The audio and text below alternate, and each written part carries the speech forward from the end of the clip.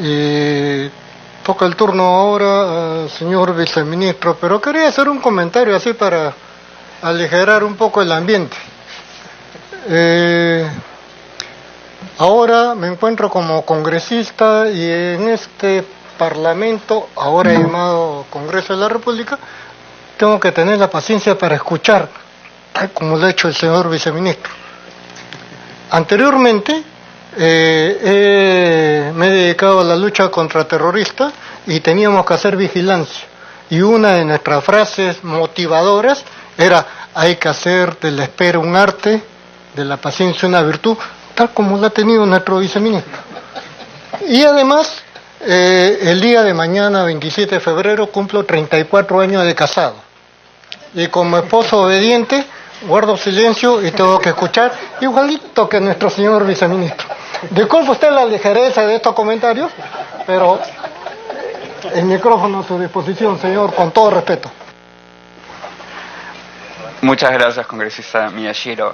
No solamente gracias por este momento de distensión y por resaltar mi paciencia, que no es paciencia, es disposición y ganas de poder estar en un espacio como este que usted ha convocado para recoger todas las preocupaciones, todas las necesidades que además compartimos todos los que estamos sentados aquí. Creo que no hay discusión o no habría discusión de ningún tipo al decir que lo que nos une y nos motiva a estar sentados y haber respondido a su convocatoria es nuestra preocupación por el patrimonio cultural del país, por lograr encontrar los mecanismos, generar las modificaciones y ser lo urgentemente creativos para encontrar las formas en que podamos efectivamente proteger el patrimonio, defenderlo, pero también lograr los mecanismos a través de los cuales todos los peruanos podamos sentirnos cercanos a ese patrimonio, podamos conocerlo y podamos apropiarnos adecuadamente de él. Entonces, en ese sentido, lo primero también que quiero hacer es agradecerle por esta convocatoria, porque estos espacios creo que han sido muchas veces reducidos, no se han dado tantas oportunidades y es un buen momento para recoger muchísimas de las inquietudes que adelanto son también inquietudes que hoy en el cargo de viceministro las tengo, las comparto y de hecho a veces no me dejan dormir también.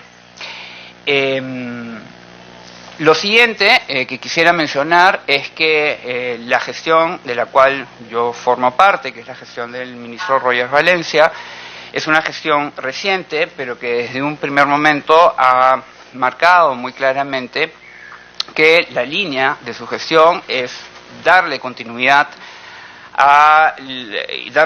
y fortaleza a la misión que tiene el Ministerio de Cultura, en el caso concreto del patrimonio, que es, como ya lo decíamos hace un momento, la protección, la defensa, ¿no? Y la puesta en valor y promover los procesos de apropiación del patrimonio en el mejor de los sentidos. Y eso implica una defensa cerrada, ¿no? Contra todas aquellas acciones o todas aquellas situaciones que pongan en riesgo el patrimonio, sin que eso signifique que en el camino, digamos, logremos efectivamente algo que es muy importante, y es pensar que el Ministerio está a puertas de cumplir 10 años, es una entidad joven que en realidad trae una historia previa que son los casi 40 años de existencia del Instituto Nacional de Cultura y todos los precedentes, ¿no? A lo largo del siglo XIX de las instancias, ¿no? Que han manejado, digamos, el patrimonio y han marcado la política cultural en términos de patrimonio en nuestro país. Esos próximos 10 años nos obligan a repensar el ministerio, nos obligan a ver qué es lo que ha ocurrido y qué es lo que no ha ocurrido también, para poder darle fuerza digamos, a la acción y al campo de competencia que por ley el ministerio tiene. Pero también quiero recalcar o resaltar un aspecto que también se ha mencionado por muchos de los colegas que están hoy día aquí, y es la necesidad de pensar que la acción de de protección, defensa del patrimonio y su puesta en valor y todas las demás acciones no dependen única y exclusivamente del Ministerio de Cultura. El Ministerio de Cultura efectivamente tiene un rol protagónico y cuando pienso en el Ministerio de Cultura estoy pensando de manera integral, no estoy haciendo esta separación entre el Ministerio de Cultura y DSS. Tenemos que pensar, ¿no?, que somos en ese momento un ministerio con brazos concretos, efectivos y ejecutivos en cada una de las regiones. Pero volviendo al punto, es que la función de protección, defensa del patrimonio no es única y exclusivamente del Ministerio. De hecho, la Ley Orgánica de Gobiernos Regionales y la Ley Orgánica de Gobiernos Locales establece también funciones en el campo cultural para esas dos instancias de gobierno que coordinadamente, en este caso con el ente rector, pueden trabajar y deben trabajar en pro de la protección del patrimonio cultural. Digamos que a nivel del Estado hay no solamente esas tres instancias, sino también muchas otras entidades y instituciones que tienen de alguna manera injerencia en lo que pasa con el patrimonio. Y ahí hay una línea transversal que no podemos perder de vista. El Ministerio de Transportes, el Ministerio de Vivienda, ¿no?, el Ministerio de Comercio Exterior y Turismo, ¿no?, son también sectores que, si bien sus funciones no están precisadas en términos de materia cultural o de patrimonio en específico, sí lo que hacen o lo que dejan de hacer tiene una implicancia o puede tener una implicancia, ¿no?, y un nivel de impacto en el patrimonio. Por lo cual, una de las cosas que también el Ministerio estamos tratando de impulsar es una mejor y más fluida articulación con todos esos sectores de los cuales o con los cuales tenemos necesariamente que trabajar para pensar no solamente en las acciones de defensa, sino en las acciones de darle sostenibilidad al manejo y a la gestión del patrimonio. Y no quiero dejar de mencionar, porque estoy partiendo, digamos, de hablar del sector público finalmente. Estoy pensando en la necesidad además también de la participación de muchas organizaciones desde el sector privado, pero principalmente de la población, como bien lo mencionaba Johnny Isla hace un momento, ¿no? Hoy día pensar en cualquier gestión del patrimonio, en términos de todas estas acciones que he mencionado, es imposible hacerlo si no consideramos a la población, ¿no? El ejercicio que se ha venido haciendo para el caso de Nazca, de trabajar con las comunidades, de acercarse, de explicar, de lograr, no de imponer, sino de hacer, digamos, finalmente entender e incorporar, ¿no?, el valor y la importancia del patrimonio, de su entorno, y por qué vale la pena defenderlo, y por qué vale la pena tenerlo ahí, y por qué vale la pena conocerlo, es un trabajo de largo aliento, es un trabajo que el Ministerio ya ha venido desarrollando especialmente, pero no únicamente, a través de la Dirección de Participación Ciudadana, pero que cada vez tiene que ser un componente mucho más fuerte, porque finalmente, ¿no?, las instituciones, a veces con nuestras situaciones un poco insuficientes para cubrir todas las acciones que tenemos que hacer, debemos tener como primer aliado en la defensa del patrimonio a la propia población, como ya ha ocurrido en muchos casos, donde es la población, la comunidad del entorno quien alerta, quien avisa, quien sale, ¿no?, en defensa de su patrimonio. Bien, esto nos da un marco, lo presento así porque creo que es un marco importante que no debemos perder de vista, en términos que la acción del Ministerio es una acción que tiene que cubrir las alianzas y el trabajo estratégico con cada uno de estos sectores. Estamos totalmente alineados, ¿no?, en la defensa irrestricta del patrimonio, pero siempre dentro del marco de la ley y cumpliendo justamente, digamos, ojo, no solamente el marco normativo existente en torno al patrimonio y el manejo del patrimonio, sino también todo el marco normativo existente dentro del Estado, ¿no? Los procedimientos administrativos tienen que cumplir una serie de procedimientos o tienen que están regulados de acuerdo a la ley. En ese sentido, digamos, todo aquello que tenga que corregirse, todo aquello que tenga que modificarse, todo aquello que sea motivo de generar un espacio de discusión para lograr finalmente mejores mecanismos, mejores marcos de protección para el patrimonio, que no pierdan de vista la realidad en la que vivimos. y hago una pequeña mención aquí. Cuando hoy día pensamos en la superposición, ¿no? O sea, pensamos el caso de Nazca, por ejemplo, que es un caso emblemático, pero que no es el único caso en el Perú, donde tenemos que la delimitación de las áreas, de las zonas arqueológicas, de las áreas arqueológicas, se superpone con ya asentamientos, ¿no? de viviendas y demás. La pregunta en ese momento, ¿no? es ¿qué hacemos? ¿Qué hacemos? Y ojo, o sea, el tema no es...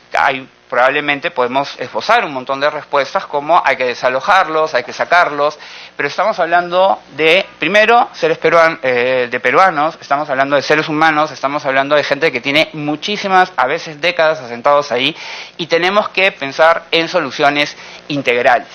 Nos es muy difícil en ese momento simplemente aplicar normas, ¿no? sin perder de vista que la realidad ha sobrepasado las normas, y de ahí no tengo ningún problema en decir que probablemente la ley de patrimonio actual es una ley que ya, digamos, tenemos que repensarla. Y de hecho, en el marco de la Comisión de Cultura y Patrimonio Cultural, se ha hecho un ejercicio, se ha ido adelantando un ejercicio para la revisión de la ley. Entonces, en ese sentido, el Ministerio creo está en ese momento de hacer los ajustes. Estamos trabajando con todas las áreas, preguntándonos efectivamente cuán efectivos y eficientes han sido los mecanismos y son los mecanismos de protección actual. Y en ese sentido invito, con toda la apertura y con toda la disposición del mundo, a todos los que están aquí y a todos los que quieran aportar justamente, ¿no? Algunas ideas. Me preocupa particularmente la visión que tiene el doctor Martorell sobre el tema de la protección provisional. Tal vez no es el momento de entrar en una discusión jurídica, pero creo que es importante que viniendo de un especialista como es él, ¿no? el que considere que esta norma, digamos, incumple, ¿no? con el rango constitucional, que en ese caso sería que es inconstitucional, es algo que a mí me preocupa particularmente. Entonces, por lo tanto, doctor Martorell, me atrevo, ¿no? a lanzarle la invitación para juntarnos en un momento y poder pensar juntos, obviamente con el equipo de especializado, el equipo de jurídica, y extiendo la invitación a Fabricio, con quienes hemos trabajado juntos también en aquellas épocas del INS. Bien, quisiera remarcar algunas cosas, congresista, para no demorarnos más, que ya se han mencionado, pero que creo que es importante decirlas en este contexto, y de manera que podamos seguir avanzando en las conversaciones y podamos seguir avanzando sin detenernos en esos temas de una manera que no sea necesaria. La primera es que el MUNA está caminando. El MUNA efectivamente ha tenido a lo largo de estos meses o el tiempo de construcción una serie de observaciones de Contraloría que además yo agradezco que las haya tenido, ¿no? Y es lo que tiene que ocurrir. Esas acciones concurrentes son claves, porque primero estamos hablando que es lo que tiene que ocurrir, está dentro de nuestro marco normativo, y en todo caso son las acciones que nos permiten hacer las correcciones necesarias de darse el caso. El MUNA está en un proceso en el cual calculamos nosotros que hace a mediados de año ya la construcción está totalmente definida. No tenemos, digamos, hasta el momento una observación, digamos, en términos de su construcción, está avanzando, y sí hay una preocupación que ha quedado clara en el artículo que usted ha mencionado, que se fue publicado en un medio la semana pasada, en torno a lo que viene. Ya estamos trabajando en eso. De hecho, han habido varias iniciativas y varios trabajos previos para pensar en todo lo que va a ser la propuesta museográfica. De hecho, el representante de UNESCO nos puede dar fe de ello. UNESCO ha intervenido en esos procesos, y creo que es importante dos cosas. La primera, que este es un camino que estamos siguiendo y que con metas y cronogramas que son eventualmente sí ajustados, pero que el objetivo es llegar al 2021 con ya un museo abierto totalmente al público. Pero lo que tenemos que asegurar en el camino, congresista, es la institucionalidad del museo. Lo que tenemos que asegurar no solamente es tener un bello edificio con una propuesta de implementación técnica fabulosa, sino cómo ese museo se va a sostener a lo largo de los las décadas siguientes. Y eso es darle institucionalidad, ¿no? Y eso es parte de los objetivos que nos hemos trazado. La segunda cosa que quiero mencionar, que creo que es clave, y ya lo dijo la doctora Guillén, es el MUNA no hace que desaparezca el Museo Nacional de Antropología, Arqueología e Historia. Estamos hablando, en el caso del Museo de Arqueología, Antropología e Historia, de una entidad emblemática, de una entidad histórica que forma parte no solamente de la historia, de nuestra institucionalidad cultural, sino que forma parte de nuestra historia en general. No solamente por lo que recoge, por lo que contiene, sino por lo que el mismo sitio es, ¿no? Y en ese sentido ya ha sido incluido este museo como parte de la cartera de proyectos para el Bicentenario. No, hubo una ausencia que hemos detectado y es una ausencia que se ha rectificado a la mayor prontitud, porque este museo tiene, como bien lo dijo la doctora Guillén, que potenciarse, que tiene que, probablemente toda institución tiene que cambiar, y con miras al Bicentenario, de hecho, el Museo de Antropología, como solemos llamarlo, porque el nombre es bastante largo, tiene que también reconstituirse de alguna forma como el tipo de entidad que es, ¿no? Entonces, creo que eso es sumamente importante. Vamos a trabajar en el tema de las contraprestaciones. Creo que es un tema no de debate, es un tema técnico. Hay que encontrar una salida, hay estándares, creo que en ese sentido el aporte del doctor Gessi es clave, ¿no? Y de hecho, Iván, vamos a juntarnos en algún momento para poder ver ese tema y tener una propuesta que sea técnica y que nos permita no solamente trabajar para las próximas exposiciones, sino tener una mira con todos los cambios que esto puede requerir, ¿no? Finalmente a lo largo del tiempo. Tenemos grandes retos, y parte de estos grandes retos implican, decía yo, encontrar formas novedosas. Yo le pido al doctor Martorell que pueda en algún momento hacerme llegar, no conozco a precisión, digamos, el caso español y ese mecanismo del 1% de inversión que usted mencionaba. Me parece interesante, no lo conozco, ahí declaro mi ignorancia. Pero justamente una de las cosas que hoy por hoy tenemos que encontrar es estos mecanismos que realmente puedan funcionar, que sean atractivos justamente para la inversión, que permitan crear los fondos o los canales para lograr finalmente, digamos, aportar a la puesta en valor de nuestro patrimonio, ¿no? Fabricio mencionaba una cosa que es muy cierta, y ahí un poco está atado con lo anterior. Fabricio decía, nunca vamos a contar con los recursos para intervenir, ¿no?, todo el patrimonio. Y es cierto, ¿no? Complicado, ¿no? Pero ahí es donde tenemos que repensar también, ¿no? No solamente qué es lo que hace el Ministerio y lo que supone el presupuesto del Ministerio. Hay una cosa que resulta sumamente importante, y vuelvo a mencionarla: qué está pasando con los gobiernos regionales y qué está pasando con los gobiernos locales, que también tienen digamos, capacidad para poder intervenir finalmente.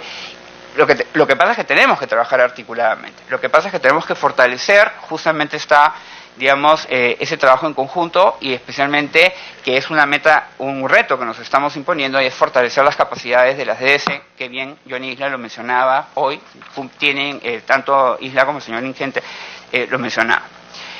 Ana María, tenemos una reunión de por medio. La problemática de Nazca es muy compleja. No, digamos, esto, congresista, implicaría probablemente tener muchísimas sesiones para, como usted lo dijo hace un momento, para poder ir viendo cada uno de los temas que hoy por hoy, ¿no?, implican o que tienen que ver con la gestión, ¿no?, de un área arqueológica declarada patrimonio, que es tan extensa y donde además intervienen muchísimos agentes, tal vez muchos más de lo que nosotros quisiéramos, porque nos complican un poco el asunto, pero estamos trabajando en ese tema. Y de hecho, tenemos que ir encontrando y ajustando. Yo creo que hay una cosa que es importante, más allá de las deficiencias todavía que pueda tener la unidad de gestión, que se ha avanzado de una manera sustantiva con respecto a lo que había ocurrido en los años anteriores. Veremos con cuidado este tema del boleto turístico aéreo. Hay ahí tal vez un entrampamiento. Yo lo conozco el tema un poco cuando he estado en otro sector, ¿no? En el sector de comercio exterior y turismo. Pude de alguna manera acercarme al tema. Vi el panorama, pero creo que lo primero que tenemos que tener bien claro es que salidas hay, ¿no? Lo que tenemos que tener es disposición para dos cosas que creo que son claves. Como decía hace un momento, todos los que estamos aquí parto del principio que lo que queremos es proteger el patrimonio, buscamos el mismo objetivo, pero cuando tenemos problemas hay que decir cuáles son los problemas, no solamente decir lo malo que ha ocurrido a lo largo de todos estos años. Yo tengo clarísimo en ese momento, con el encargo y la confianza que me ha dado el ministro para asumir ese viceministerio, que lo que hay que hacer es muchísimo, ¿no? Está el entusiasmo, pero ojo, que hay que pensar también, ¿no? No solamente en la cantidad de problemas que venimos arrastrando, insisto, no desde la creación del ministerio, sino que probablemente son de décadas. Eso resolverlo de la noche a la mañana es un poco complicado, pero yo estoy convencido que en la medida que podamos identificar claramente, no solamente que quedándonos en la queja de que el ministerio funciona mal o que la municipalidad es así, no, es como revertimos esa situación, y creo que también estamos en un momento de gran oportunidad en el caso específico de los gobiernos regionales y locales, que son nuevas gestiones y donde tenemos que hacer un trabajo muy, muy fuerte para que a nivel de estos gobiernos el tema de la cultura en general y particularmente el tema del patrimonio cultural logre entrar en sus agendas, ¿no? Al señor Amorín ya habíamos tenido nosotros una reunión con el Colegio de Arqueólogos. Esos temas yo los tengo digamos, registrados. Hay algunas cosas que en todo caso quisiera un poquito, tal vez podemos conversar nuevamente de mayor precisión, ¿no? Sí, estamos trabajando un RIA. El RIA tiene un proceso, ¿no? Hemos retomado y hemos parado un poquito el proceso para revisar. La idea no es sacar un reglamento, y de hecho ya había habido una primera socialización. Cuando tengamos la nueva versión, esta versión se va a socializar. Y eso, ojo, es simplemente los mecanismos que nos lo marca la ley. O sea, es como tenemos que sacar el reglamento, ¿no? Aquí no hay nada de misterio, no hay nada de oculto, ¿no? Un reglamento que va a regir, ¿no? En este caso particularmente o especialmente en un ámbito a los arqueólogos en su trabajo, tiene que ser conocido por los arqueólogos, no hay discusión, ¿no? Porque aquí el asunto es lograr un reglamento que finalmente no se convierta en una traba de nada, que sea un reglamento que efectivamente responda, ¿no? a, digamos, las modalidades de investigación, pero especialmente cuide el patrimonio.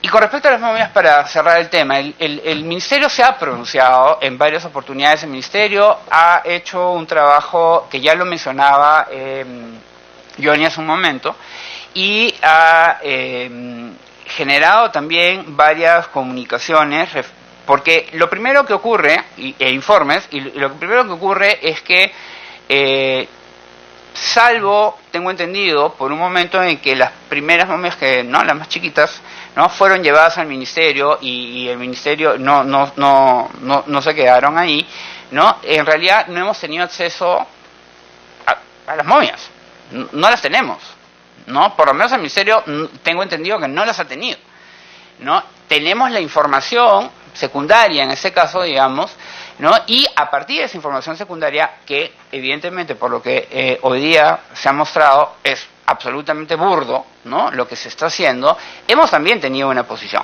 Que tenemos que de repente recalcar esa posición, que tenemos que tener además, ojo, un tema que creo que es importante. Aquí efectivamente hay un delito contra el patrimonio, ¿correcto? Pues estamos partiendo de la idea, estamos partiendo del hecho, porque ni siquiera es una idea, del hecho que esas momias están modificando momias originales, digamos, de seres humanos, y con lo cual además son varios los delitos que están ocurriendo, pero además tenemos que generar, creo yo, algo más fuerte, que es un círculo, ¿no? importante ¿no?, que cierre esta acción de este grupo de personas, donde nos juntemos, no solamente el Ministerio de Cultura, es la comunidad científica, es las entidades que tienen que decir, o sea, yo creo concretamente en que las personas que nos han acompañado hoy día, que están aquí, pero eso no es, únicamente acción del Ministerio. Tenemos que trabajar juntos en esto. Tenemos que ver cómo finalmente, ¿no?, encontramos los canales de comunicación con el soporte de las entidades académicas, científicas y demás, para desvirtuar esto que finalmente y a todas luces, ¿no?, es definitivamente un engaño. ¿Okay? Muchas gracias, congresista, por la invitación y con la total disposición para volver a reunirnos en los momentos que usted considere pertinente. Agradecemos a usted, señor viceministro de Patrimonio Cultural e Industrias Culturales del Ministerio de Cultura, señor Guillermo Cortés Carcelén. Se les ha alcanzado a cada uno de las damas y caballeros invitados una declaración sobre la protección y fiscalización del patrimonio cultural del Perú.